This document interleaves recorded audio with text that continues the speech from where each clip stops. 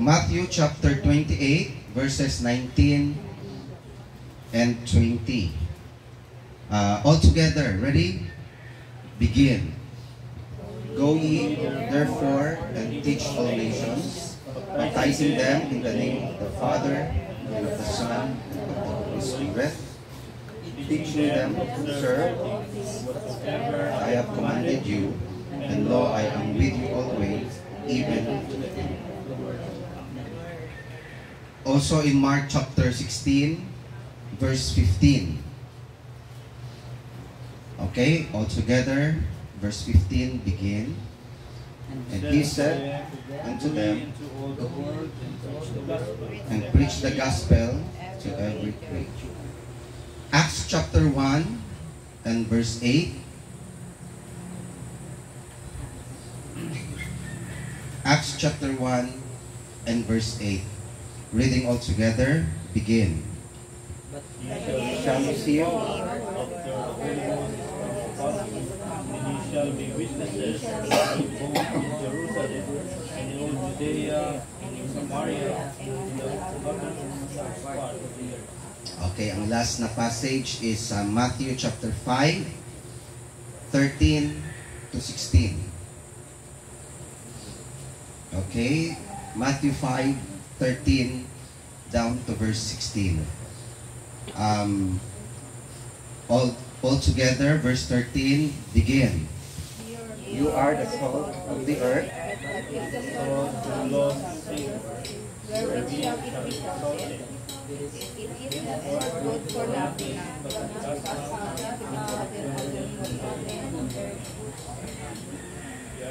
by the word cities says, yield cannot be hid. Neither do men light a candle and put it under a basket, but on a candlestick, and give it light unto all the house. Let your light so shine before men, that they may see your good works and glorify you, our Father which is in heaven. Let us pray. Dakilang Diyos, kami po ay nagpapasalamat. Muli kaming makapagbukas ng iyong mga salita, Panginoon. Makapakinig, makapag-aral, makapagbulay-bulay, Panginoon, ng inyong mga salita sa umagang ito. Buksan niyo rin, Panginoon, ang aming puso't isipan na anuman ang aming matutunan sa umagang ito, naway tulungan niyo po kaming amin po itong maisabuhay. Humihingi kami, Panginoon, ng kapatawaran sa mga pagkukulang namin, sa mga kasalanan namin nagawa sa araw na ito. And we pray for God the Holy Spirit, ang iyong pagpuspo sa bawat isa sa amin, Panginoon. We pray for your filling, for your power, for your presence, and even for your anointing, O God, sa bawat parte ng aming pagsamba sa umagang ito. Glorify your name in our midst. Use your servant, be his mouthpiece, O God. Tanggalin niyo po lahat ng hadlang, lahat ng mga bagay na umaagaw ng aming atensyon and focus, Lord God, as we study your word this morning. We claim the victory through Jesus Christ. Itong aming dalangin sa pangalan ni Jesus. Amen. Okay, so pwede na po tayong umupo. Okay, so yung first 2 Sundays na i-discuss po natin, na pag-aralan po natin yung core values ng ating local church, no? Yung LJC BGC. At i-review muna natin yung letter L, kung naalala ninyo, sa core values ng ating church. Letter L, love God, love others wholeheartedly. Letter J, Jesus is the first and top priority. Letter C, Christ-centered and Spirit-filled Christianity. Then letter B, Bible is the only and final authority. Letter G, give heartily, cheerfully, and generously for God's work and church ministry. And letter C, commit to the Lord's work and His ministry for His honor and glory. So yan, 2 Sundays yan na sunod-sunod na pinag-aralan na maintindihan natin bilang isang iglesia kung ano yung core values na pinanghahawakan natin. Okay? Nung third Sunday, ibinahagi sa atin ni Brother Melvin yung vision, mission ng church.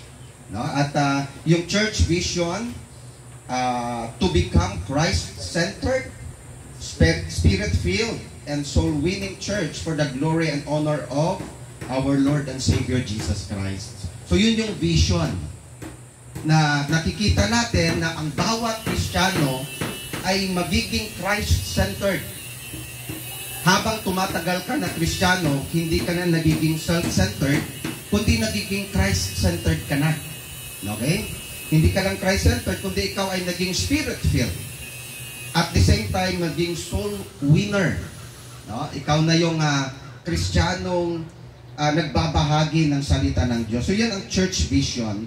Ang church mission na natakad natin last Sunday, to reach out the lost to the saving knowledge of our Lord Jesus Christ, to equip believers, okay, to become Jesus' disciples, to train them to become a worthy vessel for the Master's use, and then to send them out to share the gospel, to win the lost for Christ. So, ganun yung cycle, no, ng mission po natin.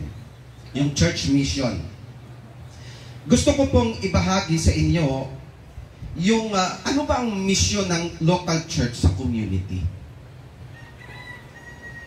Para magkaisa po tayo, sama-sama po natin na panghawakan itong mission na ito. Okay? Pag-aralan po natin kung paano ba ma-fulfill ng ating local church ang kanyang mission dito po sa ating community. Okay? Ano ba ang purpose? Bakit tayo nag-i-exist? So it is my prayer na itong ating local church, tayo, no, the church, kayo po yon, tayo, ang tao po ang church. Dalangin ko na ang Lord Jesus Christ Bible Gospel Church ay maging instrumento ng Panginoon dito po sa ating community upang maipaabot po sa ibang tao yung kaligtasan. No? Yung mga tao na wala pa pong relasyon kay Kristo ay maabot po natin sa pamamagitan ng ating church. Sa pamamagitan mo, sa pamamagitan ko. Now, isa sa pangunahing dahilan kung bakit tayo nag-i-exist bilang isang lokal na iglesia dito po sa community, para magsilbing asin at ilaw sa mga tao. Nabasa natin kanina sa Matthew chapter 5. No? Basahin ko ulit. You are the salt of the earth. Sabi dito. But if salt has lost its taste, how shall its saltiness be restored? It is no longer good for anything except to be thrown out and trampled under people's feet. Binasa ko siya sa ESV.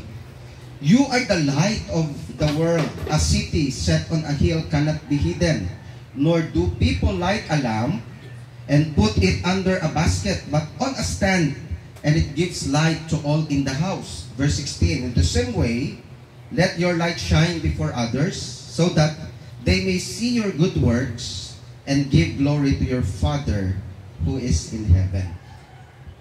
So tayo pala, nag-i-exist tayo dito sa community, dapat magsilbi tayong bilang asin at ilaw dito po sa ating community.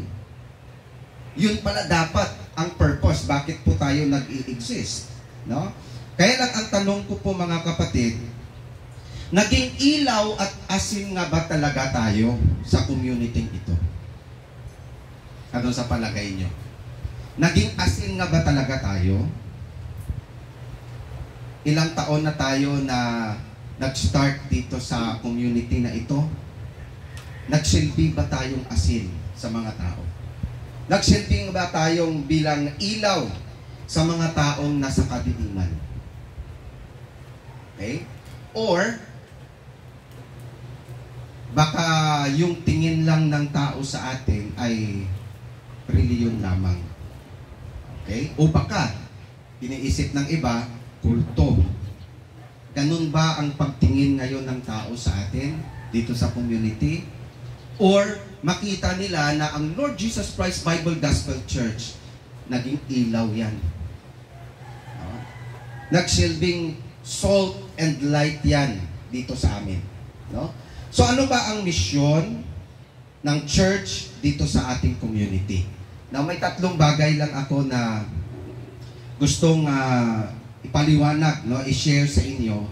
Tatlong practical na bagay na pwede nating magamit, ma-apply habang o para matupad natin yung mission po natin. Okay?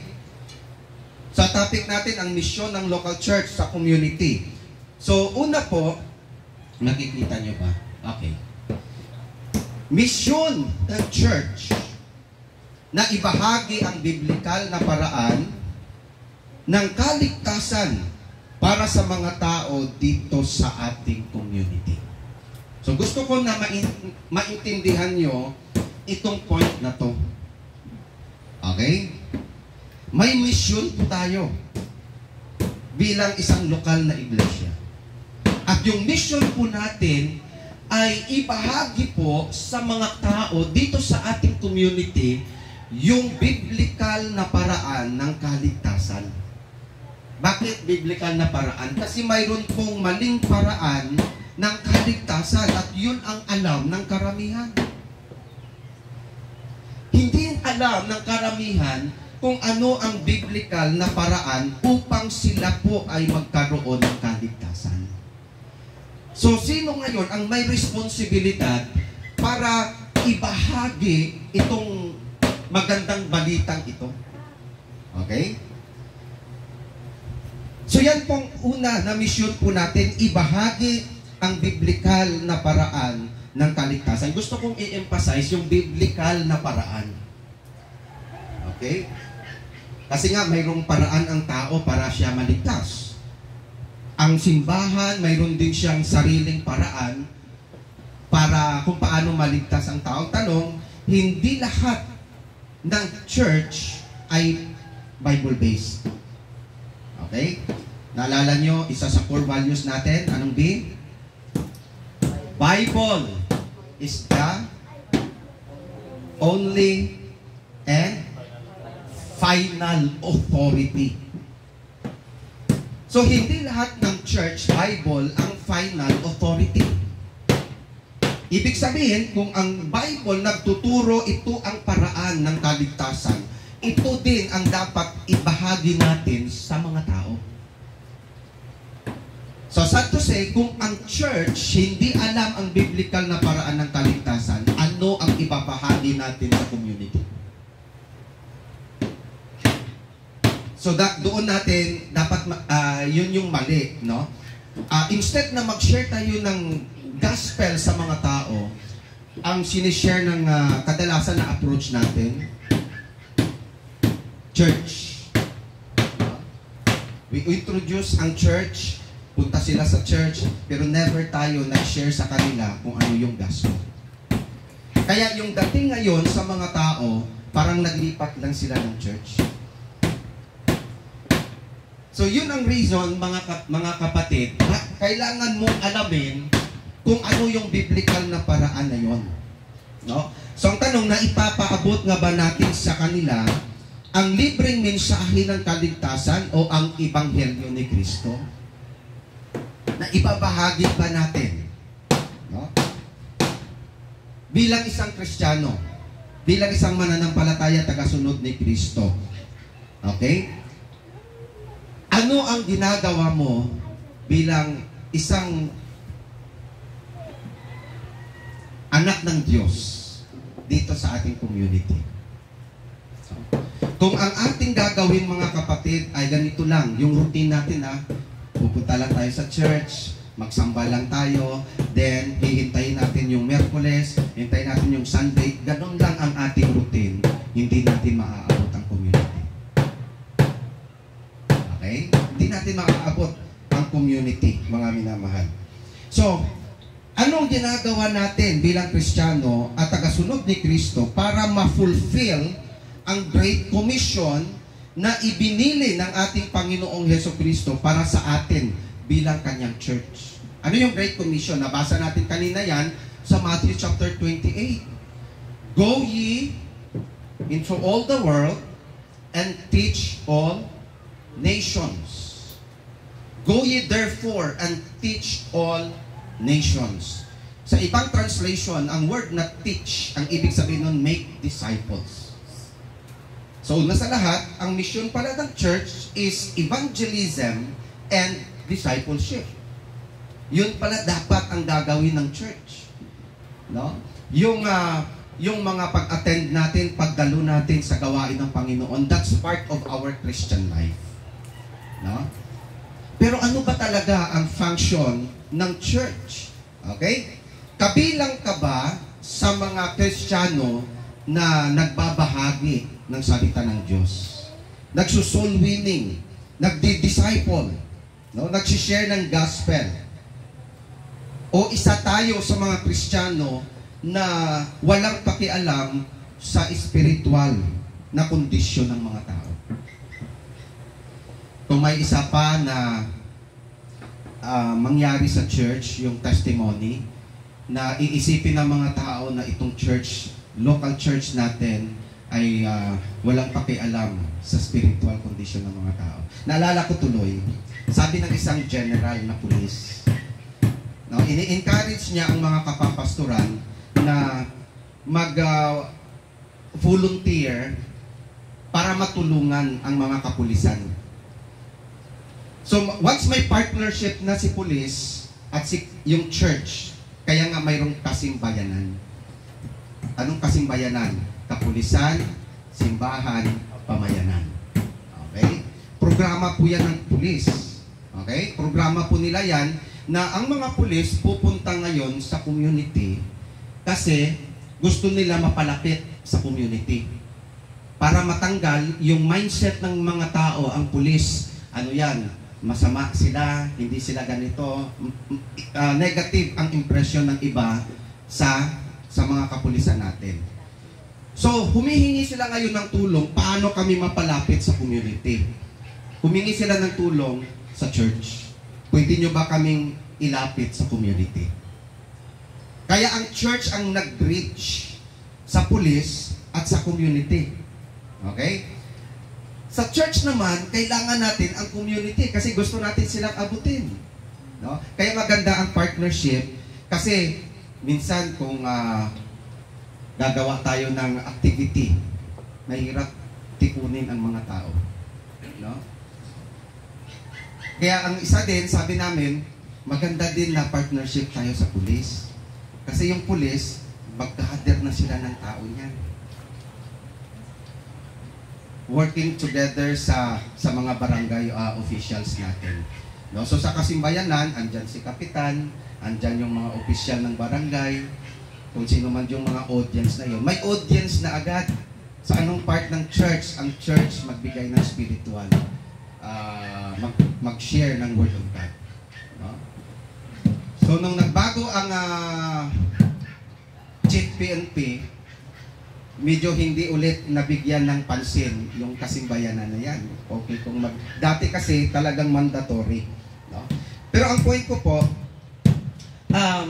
ano bang gagawin natin bilang isang local na iglesia?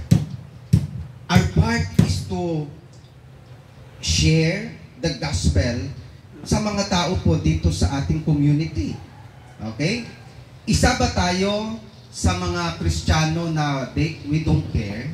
Bahala kayo dyan kung pupunta kayo ng impyerno, importante ako ay pupunta sa langit. No? Kung ganyan po ang mindset ng church, bakit pa tayo nag-i-exist? No? Sana sinabi na lang ng Panginoon, okay, total, ligtas naman na kayo, uwi na kayo dito. Pero bakit andito pa tayo sa mundo? Kasi may mission ang church. Okay? Now, marami pa pong mga tao dito sa Rawis ang hindi nakakaalam ng katotohanan. Okay? Agree ba kayo? Marami pa po. Mga tao dito ang hindi pa nila alam ang katotohanan. Yung alam lang nila na kung ano yung turo ng simbahan. Yun lang ang alam nila. They don't know that Jesus is the only way. Hindi nila alam na kung ano ang ginawa ni Kristo para sa kanila. Hindi nila alam yon ang katotohanan. So at manatili yon na hindi nila malalaman yung katotohanan unless ibabahagi natin ang truth sa kanila. Ano sabi ni Jesus Christ? You shall know the truth and the truth shall set you free. Paano sila maliligtas sa maling paniniwala kung hindi natin ibabahagi sa kanila yung katotohanan? Dito sa Rawis, marami pong tao ang nadaya ng tinatawag nating tradisyon at reliyon.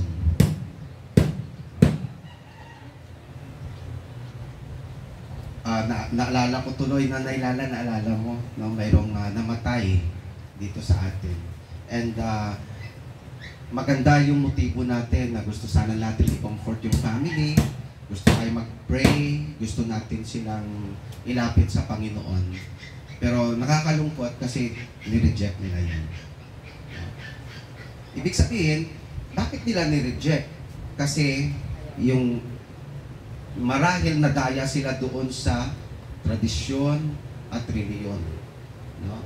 Nadaya sila doon sa paniniwala na dito kasi ako ipinanganak, so dito din ako mamamatay.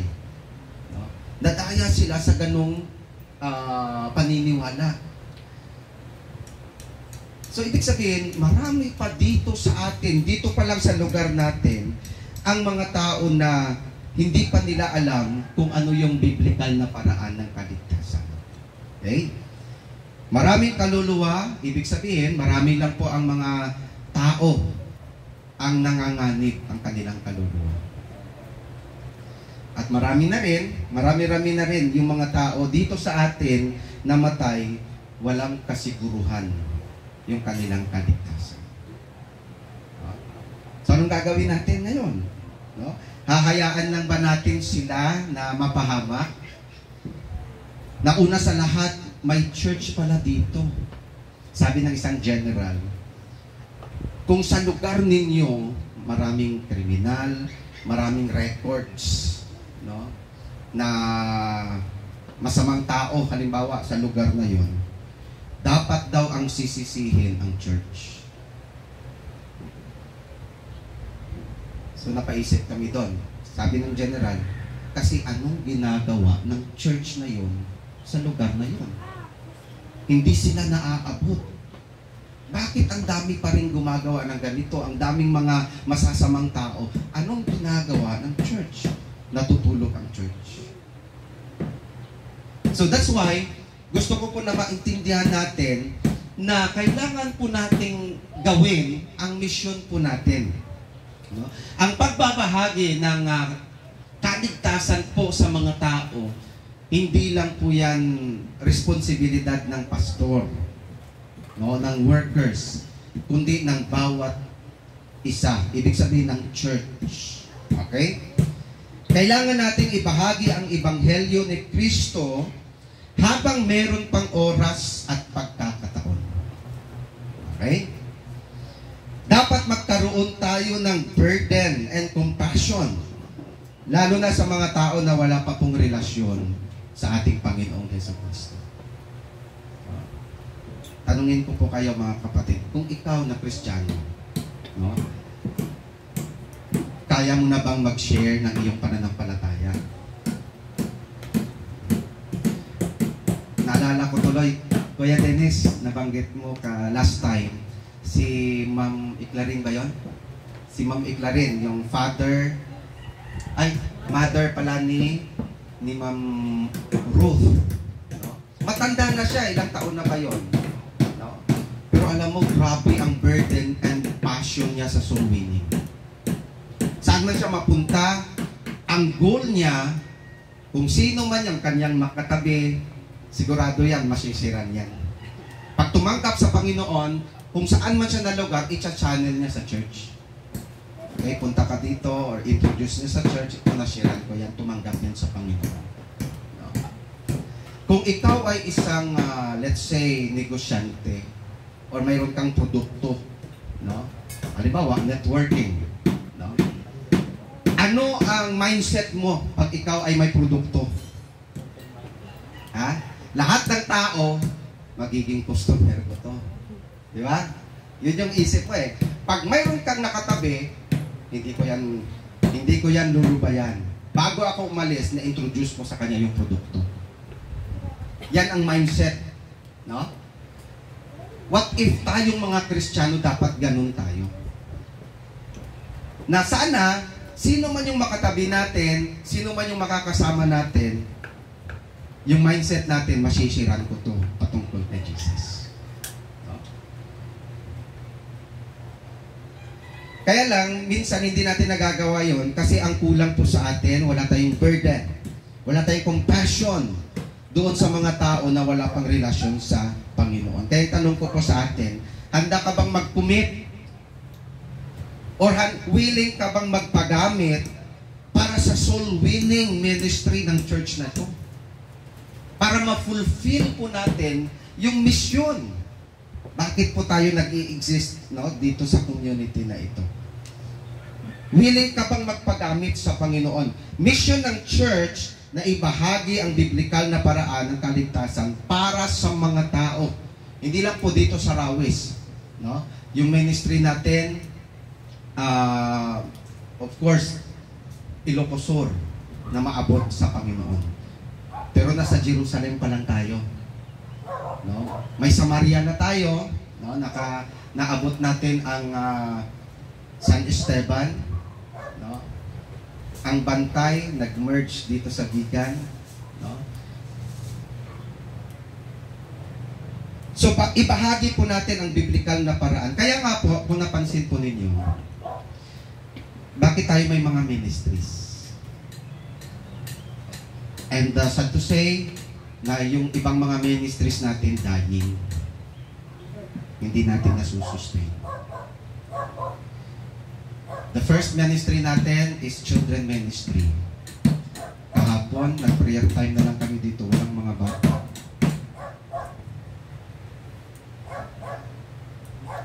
Alas 3, before 3 o'clock, andito yung mga volunteers natin.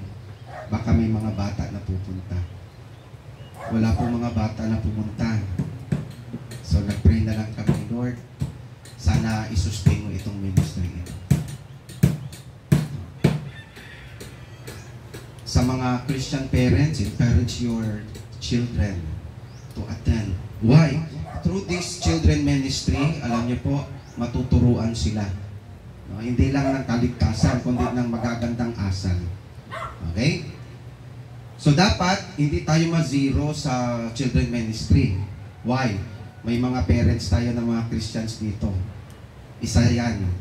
May mga bata, kahit papano, isa, tatlo, dalawa, may mga bata tayong matuturuan. Okay? Yung mga unbeliever, ano yon, maintindihan natin yun na medyo alanganin pa sila na ipadala yung mga bata kasi hindi nila naintindihan eh. No? That's why we need to share the gospel sa kanila. Pag naintindihan na nila, baka isa sila magpapadala ng kanilang mga anak. So, children ministry. Meron tayong police ministry. No? Sa police ministry, yung kaming mga life coaches ang tawag sa amin, iba-iba na mga denomination, pero isa lang ang goal. Paano natin i-reach out ang mga pulis para sa Panginoon? So hindi kami nag-uusap-usap doon na ay magministeryo tayo sa pulis kasi maging membro yan balang araw. Hindi, magkaaway-away ang mga pastor. Ang mga pastor nagkaisa. Ang importante ngayon, ituro natin ang salita ng Diyos sa kanila, ituro natin ang kaligtasan sa kanila. Ngayon, kung saan sila dalhin ng Panginoon, bonus na lang yun kung pupunta siya sa church. No.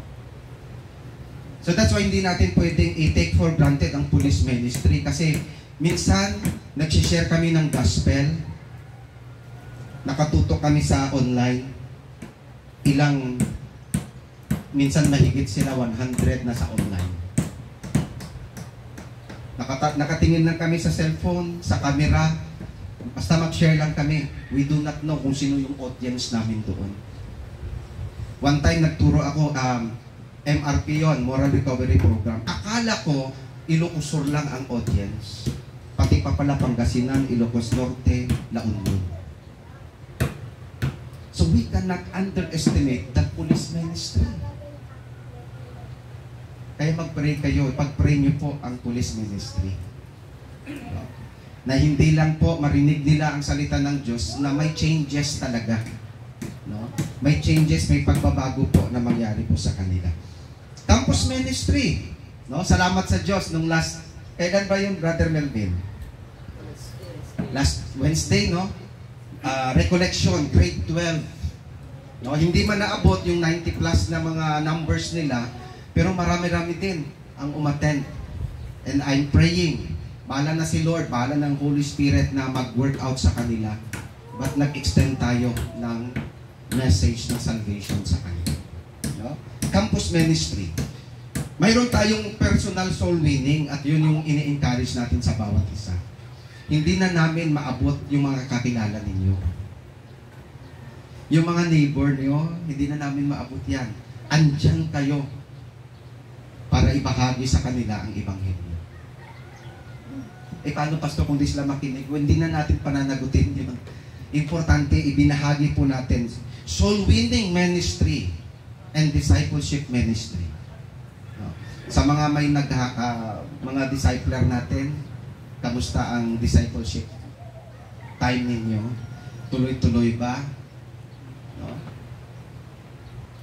At isa pa, ito pa yung isang ministry na later on i-emphasize ko ito. Ito yung benevolence ministry. No? Ano yung benevolence? Mas maganda sana na yung church makakatulong din sa mga tao. Sa oras ng bagyo, mga unbeliever, foundation, kung ano-ano, mayroon silang kahit konti na naibahagi ang church dito. Ano kayang naiambag natin sa mga taong nangangailangan?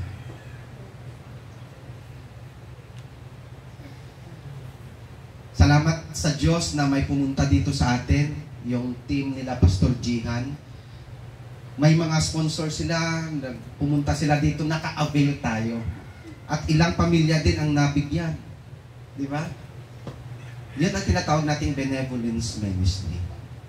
No?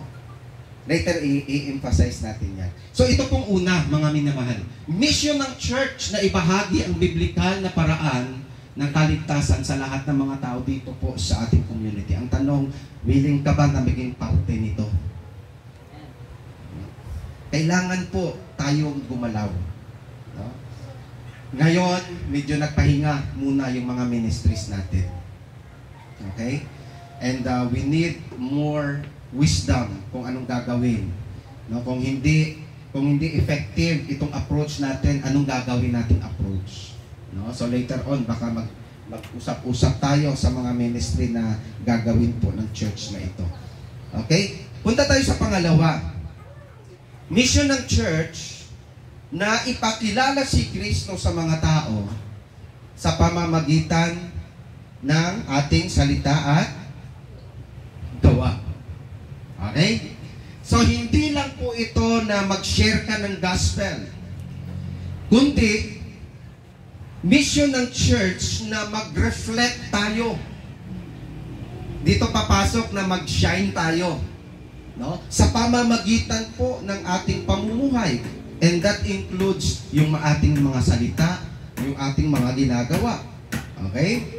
Kasi tingnan niyo po mga kapatid, paano natin makonvince ang mga tao sa community, lumapit ka sa Panginoong Hesus, kasi si Jesus Christ, hindi kanya ililigtas, kundi ikaw ay kanyang babaguhin. Paano natin sila makukonvince na itong Jesus na to ay talagang nakapagpabago ng buhay kung hindi nila makita si Jesus sa buhay natin? Okay? Kaya napaka-importante po ito, yung point na ito mga kapatid. Importante para sa atin na mga mananampalataya sa local church na ito ang pagkakaroon ng good and godly Christian testimony. Okay? Naintindihan ba natin? Ganun ka-importante, kailangan maingatan itong testimony ko bilang isang Kristiyano. After nito, uuwi tayo sa kanya-kanya nating mga tahanan. Nakikita ng tao kung sino at kung ano tayo. Napapansin ba nila yung pagbabago sa buhay natin? Ay si ganito, nag-church dyan sa Lord Jesus Christ Bible Gospel Church. Talagang na-blessed ako sa Kanya. Kasi nakita ko si Kristo sa Kanya. Di ba na maganda? Sa dapat naging blessing tayo. No? Hindi naging stumbling block sa ating community. Kaya may mga bagay po tayong dapat bantayan. Kung ikaw ay Kristiyano, una, bantayan po natin yung mga lumalabas sa bibig natin. No?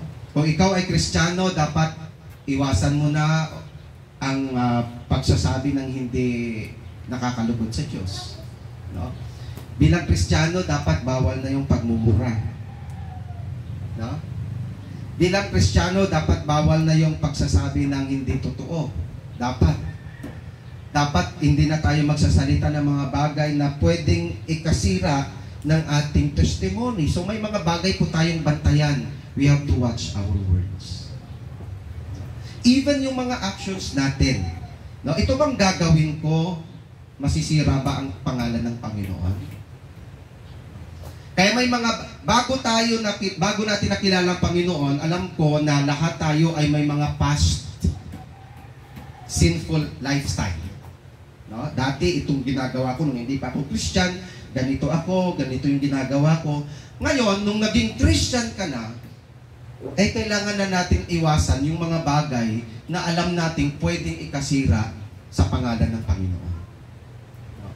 Kasi hindi tayo mag-shine kung ang mga ginagawa natin noon ay ginagawa pa rin natin ngayon, Kristiyano na tayo.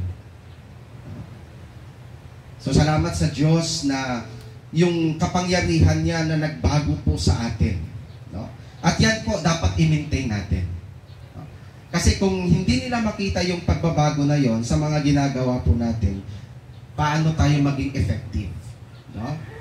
Para abutin sila. Bantayan din po natin yung mga attitudes po natin at behavior. Lalo na pag na tayo po ay nasa labas. Okay? Ingatan po natin yan. No? Minsan, iba yung attitude, behavior natin dito sa church. Pagdating sa labas, bumabalik yung mga dating attitude, behavior. Dapat hindi na yan dapat natin palabasin. No? Mga reactions po natin. Mga reactions. Pag may mga problema, anong reaction? Godly reactions ba or yung negative reaction ang nakikita sa atin? Emotion. No? So, ang point ko po, dapat pakaingatan po natin yung Christian testimony na mayroon po tayo. Sikapin nating ipamuhay ang mga katangian. Okay? At mga gawa po ng ating Panginoong Hesukristo. No, kung ano si Jesus, kung sino si Jesus, mga characteristics ni Jesus Christ. So atin po, sisikapin po nating ipamuhay yon. At sabi dito, no, mamuhay tayo sa kapangyarihan at gabay ng banal na Espiritu Santo. No, Galatians chapter 5 verse 16. No, walk in the Spirit. Ephesians 5:18, be filled with the Holy Spirit. Bakit po? Ang Holy Spirit, mga kapatid, natanggap natin yan nung tayo po ay naging Christian. At itong Holy Spirit, ito yung katuwang natin kung paano tayo mamuhay bilang Kristiyano. Siya yung tutulong sa atin kung paano ipalabas yung karakter ni Kristo. Siya yung magkokontrol sa atin kung para hindi natin magawa yung mga bagay na pwedeng ikasira sa pangalan ng Panginoon. Kaya walk in the Spirit, mamuhay po tayo sa kapangyarihan at gabay ng banal na Espiritu Santo. So, misyon ng church na ipakilala po si Kristo. sa mga tao sa pamamagitan ng ating buhay. Sa pamamagitan ng ating mga salita, sa ating mga gawa, ibig sabihin sa ating pamumuhay bilang isang Kristiyano. Okay? Yung panghuli po na gusto kong i-emphasize, mission ng church na maging pagpapala sa mga tao na nangangailangan. No? Mission ng church yan, na dapat tayo ay maging blessing sa community. And itong pagiging pagpapala sa mga tao na nangangailangan, medyo dito tayo na-fail kadalasan. No? Gusto nating tumulong, but the church, wala tayong kapasidad na tumulong. Unlike sa ibang mga established na mga churches, wala silang problema pagdating sa mga ministries. No? Gusto ko po maintindihan natin at maunawaan po ninyo para makapag-pray po kayo. Ang status ng church natin is pioneering. Magkaiba po ito sa isang established na church. Isang organized na church. Okay? Pioneering, tayo nangangapa tayo. No? Financially, materially, sa lahat ng ministry, medyo talagang, may struggle tayo dyan. Sa established na church, maybe, well-budgeted sila lahat. No? Kung anong mga ministry na gustuhin nilang mangyari sa church, pwede po nilang gagawin yon. No? Why? Kasi organized na sila, naintindihan na, maybe, marami ng mga committed followers ni Jesus Christ.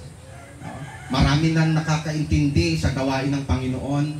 Marami ng mga nagsusuporta sa gawain ng Panginoon. No? Sa atin, nasa stage tayo na ini-introduce natin sa church.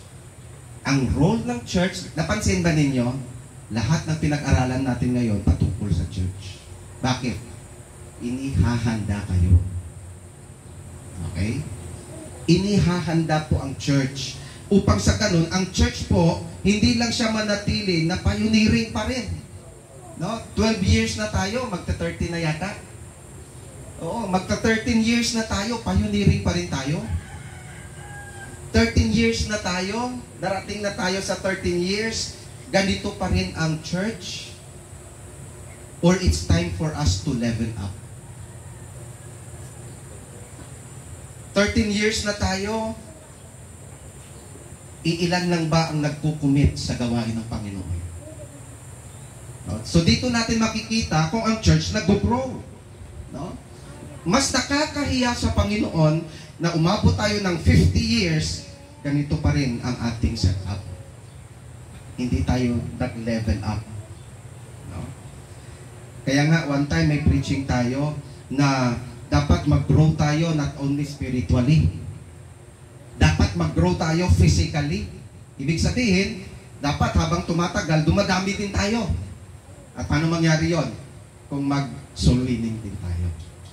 Dapat habang tumatagal, nag-grow din tayo financially. Itong church na to, why? Ang church po hindi makagalaw pag walang resources.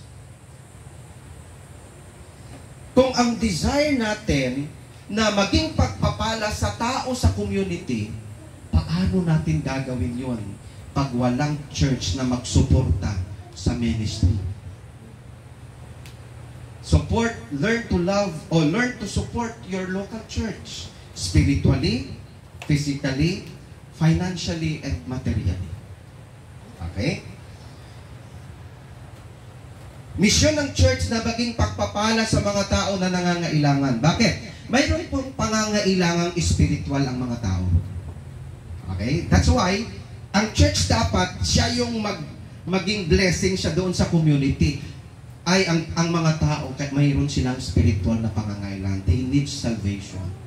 Maybe some of them, they need prayer. So, pwede tayong mag-pray sa kanila. Kung ikaw, may mga kaibigan ka na nangangailangan ng prayer, you can pray. No? Panalangin, pangangaral na salita ng Diyos. Bakit? ang mga tao dito sa community mayroong pangangailangang spiritual. Mayroon din po silang pangangailangang physical.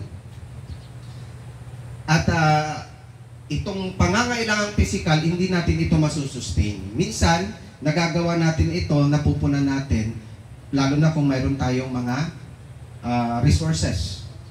No? Kagaya noon, nagkaroon tayo ng medical mission. Ang dami pong natulungan ng medical mission. No? Ang dami pong natulungan. Maraming mga pasyente dito po sa lugar na to nakarinig ng gospel, natulungan physically. That time, naging blessing ang church. Kasi syempre, pupunta pa ba sila sa doktor magbabayad? Eh, dito sa medical mission, libre ang doktor, may gamot pa sila. No? So, in that way, kung napapansin ninyo, naging blessing ang church dahil sa ministry na yon. Kasi na-met ang physical na pangangailangan ng mga tao. Feeding program.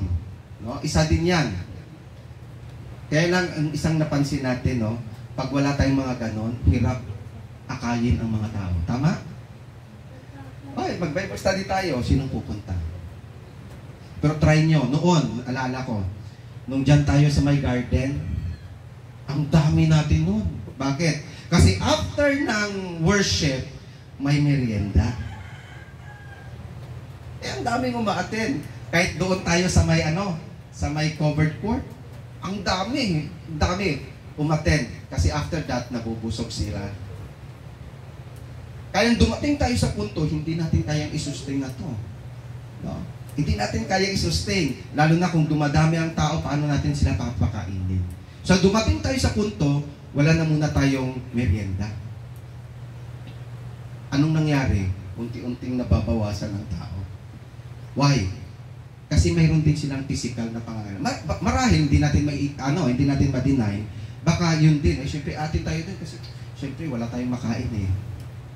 Di ba? So, ang church, isa yan sa dapat nating tingnan, paano ba tayo maging blessing sa community? Paano natin mapunan ang pangangailangan? Hindi man lahat na halos araw-araw ay mag-feeding program tayo. Pero dyan papasok yung resources ng church. If the church is enough na makatulong kahit isang lang yan, no? Isang kilong bigas, may dilata, may noodles, tapos mapuntahan natin yung mga taong nangangailangan, blessing na yun sa kanila. Pero paano natin gagawin yun? Kaya dito tayo papasok sa pangatlo. No? May pangangailangan ding pinansyal at material. Kailangan ng budget para makatulong tayo. Tama ba? At ayaw naman natin humingi ng budget sa mga unbeliever. Kaya dinidiscourage natin ang mag-solicit sa mga, lalo na sa mga politiko. Kasi bad testimony yun, hindi ba kayang i-provide ng Diyos nyo? Bakit kayo nang hihingi? Sino ba dapat ang mag-support ng church? Tayo. Dito po papasok, why? Bakit mayroon po tayong tithes and offerings? Huwag nyo pong isipin na yung tithes and offerings lahat na pupunta sa pastor, no. We need budget para sa ministries. Kung ilan lang po ang makuha natin dyan sa tithes and offerings, alam yan ng mga treasurer natin, pastor, paano natin pakasyahin ito? Ito yung ating tithes and offering, ito yung ating expenses. Minsan malaki yung expenses kaysa doon sa ating tithes and offering.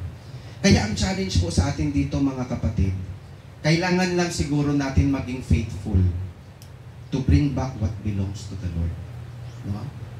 Depende sa blessing ng Panginoon. Basta, kung i-bless ka ng Panginoon, kung i-bless ng Diyos ang trabaho mo, kung i-bless ng Diyos ang resources mo, i-bless ng Diyos yung business mo, una, bring back what belongs to the Lord. No? Naniniwala tayo sa principle of tithing. Offering. Kasi yung tithes and offering, dyan tayo kukuha ng mga pwede nating i-budget sa pangangailangan natin. Uy, malaki yung ating tithes and offering. Sige, budgetan natin itong benevolence. Kahit may 3 pamilya tayo mabigyan ng tulong, malaking bagay yan. Kasi may budget tayo. Pero kung wala tayong budget, walang mag-support sa ministry ito, yun, doon po papasok kung bakit ang church na-hang up. Na-stagnant ang church. Ayan. So, kailangan ng budget para makatulong. Kailangan lumago ang ating giving din, no? Sa tulong ng Panginoon. I know, lahat tayo ay naka-experience ng financial crisis talaga. At kaya nga ipag-pray po natin, Lord, i-bless niyo po ang mga resources namin. I-bless niyo po yung trabaho, lang lahat ng pinagkukunan namin. Lord, i-bless niyo po ito. Pag binless na tayo ng Panginoon, don't forget God. Kasi yan ang sikreto upang ang church ay lumago din. No? Support our church ministry. Kaya ang challenge po sa atin ganito. No? Handa ka ba na maging parte sa misyon na ito? Ulitin ko lang ha. Ano ang unang misyon ng church? Misyon ng church na ibahagi ang biblikal na paraan ng kaligtasan sa lahat ng mga tao dito sa ating community. Pangalawa, basahin natin.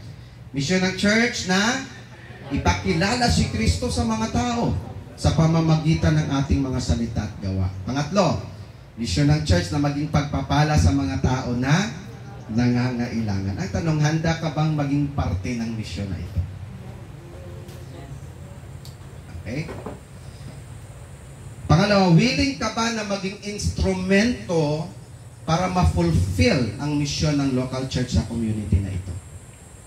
Willing ka ba na maging instrumento? Hindi kailangan na maging mayaman tayo para maging instrumento.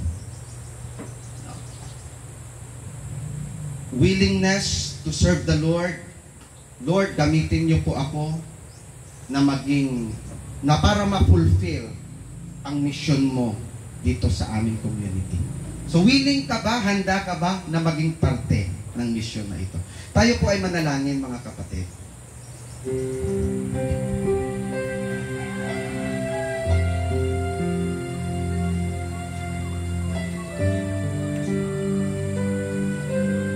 Malinaw at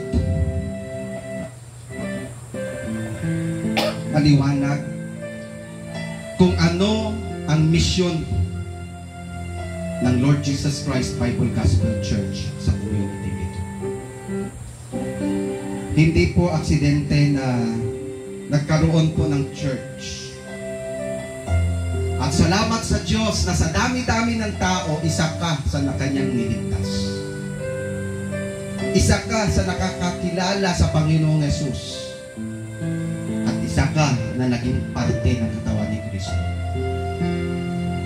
Kapatid, kung tinanggap mo si Jesus bilang Panginoon mo tagapagligtas, ikaw ay bahagi na ng church. Ikaw ay parte na ng katawan ni Kristo. At mayroon tayong misyon na dapat gampanan. At yan ang ibinili ng Diyos sa atin. Willing ka ba na maging parte nito? Willing ka bang magbahagi ng ebanghelyo sa mga kakilala mo? Kahit kakilala mo lang. Willing ka bang ibahagi ang katotohanan sa kanila? Kapatid mo, pamilya mo, kapitbahay mo. Marahil hindi na namin maaabot yon, pero andyan ka. Kasi gagamitin ka ng Panginoon na instrumento para ibahagi ang ebanghelyo sa kanila.